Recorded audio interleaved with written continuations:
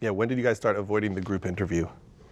Did you do them in the beginning, like the 5-man interview? Might have been around the time I stopped bathing. Can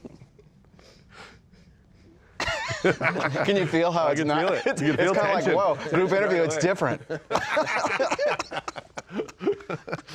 It's a whole different dynamic. It's like getting a whole cast of a movie together in one room.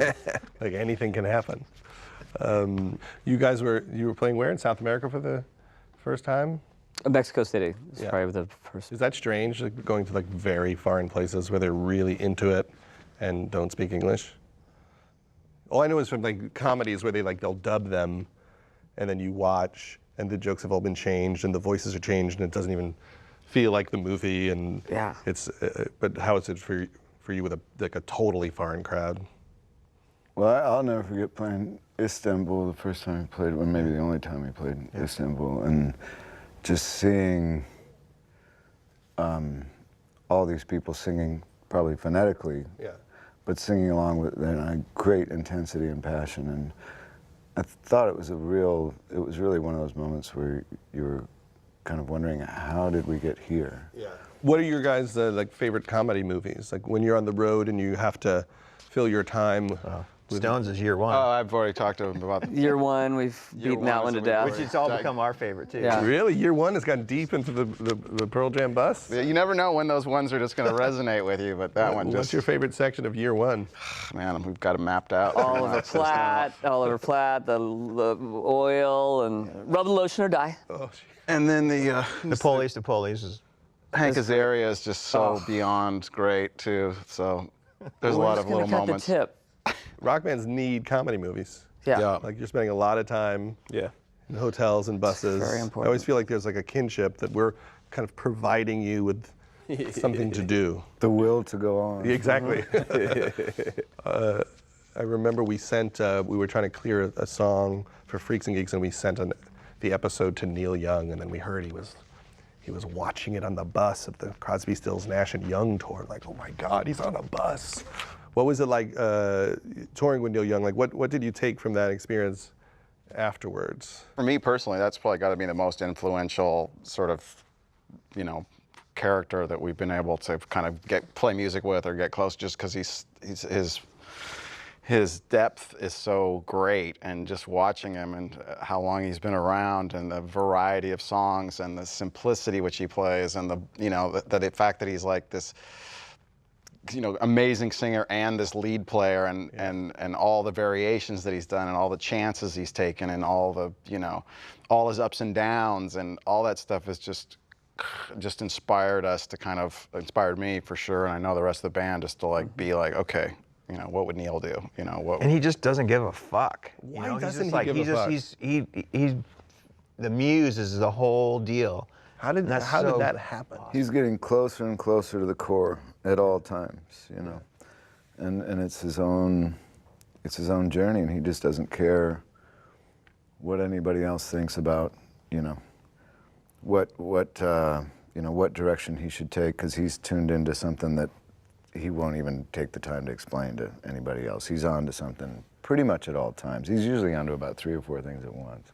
Because he was on the American Masters, and they were asking him about making records and records that don't sell because you're experimenting, and they asked him if he felt bad that a record didn't sell, and he said, no, I always feel like I got another one through. I tricked him again. I was able to do a new thing, and I got it made, and it's just it's so the reverse of how most people think about what they do. I mean, I know just as a comedy writer, I've watched that interview and thought, okay, I gotta have the balls to just say what I want to say and not worry, if I'm gonna take a hit on it. And maybe that's why I'll connect with an audience, because it's getting more pure, because I'm not trying to figure them out at every moment. I remember the first time we went to his ranch, and we were in a room playing, and he came in and strapped on a guitar and just started playing the weirdest stuff. It was like, what is he doing? And then all of a sudden he made his thing work with these 2 chords that we were kind of playing.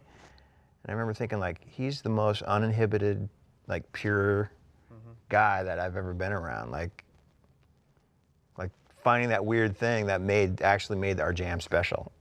And do you feel like you take those lessons into the studio? Like, has any of that actually become part of You know, the many things you've learned from these people. I mean, it's like every record. It's not like he's not getting more ornate. He's not adding more on. He keeps taking away more. You know, getting it down to more a simplistic version, which is a great place to aim for, because you keep working with these real simple building blocks, and you can make these shapes with it that you just have to make them balanced, and he just does it in a way that inspires you to not come up with too busy of a part, or you don't need, if somebody's already doing something, do something simpler than what somebody else is doing, or you know.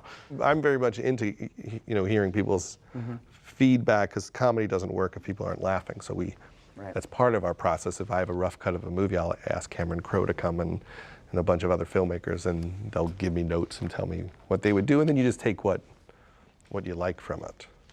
Is that kind of what like Brendan does with you?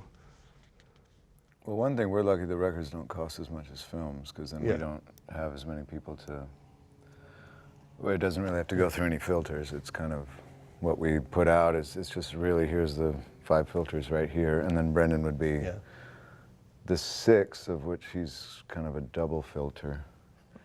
But you know, and he kind of leads us through the process, and he works really quick, and over the years he just seems to work, you know, quicker and quicker. And in this process, you know, there were certain times we'd get the basic tracks for structure, and then I'd be kind of doing vocals in one room, and then they'd maybe overdubbing or changing some melodic things in this room, and then, you know, and it was happening like that for 10 days. I think there was only about 2 10-day periods where we were really recording.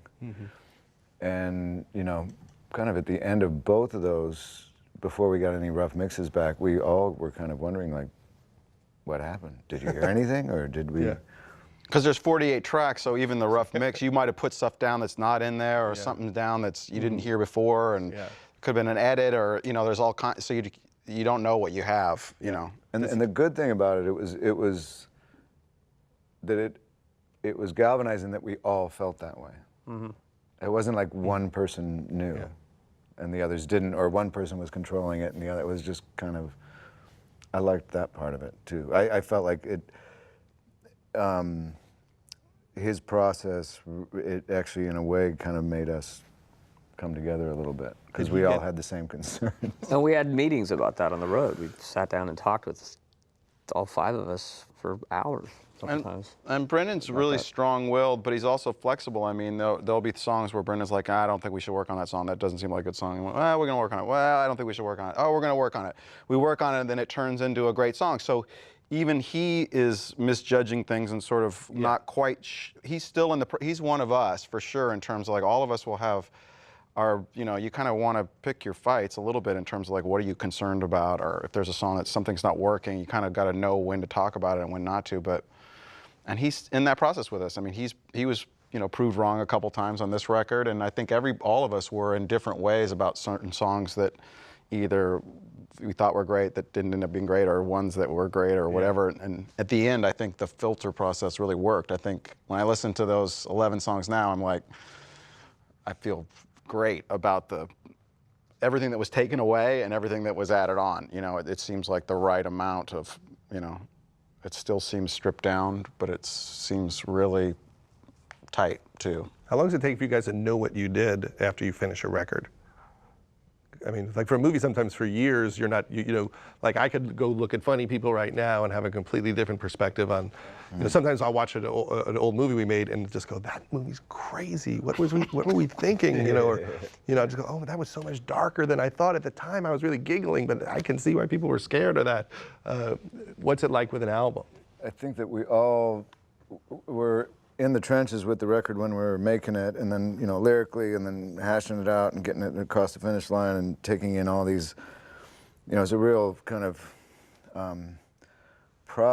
intense process, but it's constant listening. You're listening when you're doing other things. You know, you're listening when you're cooking or eat. You know, like people are talking to you and you're listening to the. You know, I hate to say it, but sometimes you're still just trying to. It's just this big puzzle that you feel like you have to always have like a finger on it, so you can kind of.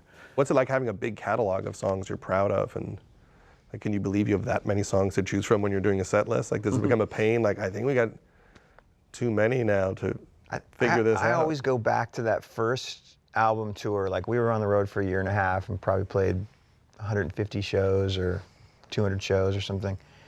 And just how frustrating it was. Like, having 41 minutes of material. Well, 12 songs to choose from. but we played our set, and we had 2 or 3 covers, and we had maybe a couple new tunes. We were always looking forward to this day, which is its own bear. Because when I went to the sound check, someone came up and they had a list of every song you ever recorded, and they said, "Oh, is there anything you want them to see if they want to play tonight?" And I just couldn't believe how long it was. I mean, Page 3. Yeah, exactly. Wow, there's a lot of stuff there. Did you ask for light years? I asked for a wish list. Wish list. I'll cry during a Pearl Jam song. Do you find that, like, people, like, I always wonder if, like, because not even just like a ballad, like, there's something about, like, a lot of the songs that kind of take me to, like, the crying place. Is it just me? No, we've definitely seen some criers out there. Yeah. Male and female. What are we crying about? Shared emotional experience, I don't know. Like, sometimes music is able to hit that spot that the other art forms don't hit as quickly. You know what I mean? Yeah.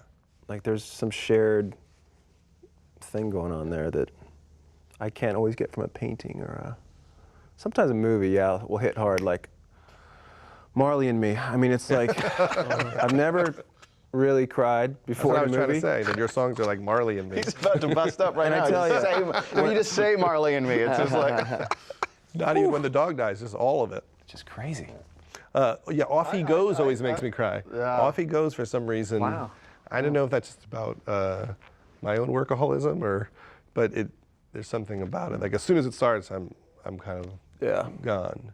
I think an attributing factor too could be what the person was going through at the time that they heard it. Yeah, totally. Or at the time that they were listening to, because it's almost music at that point.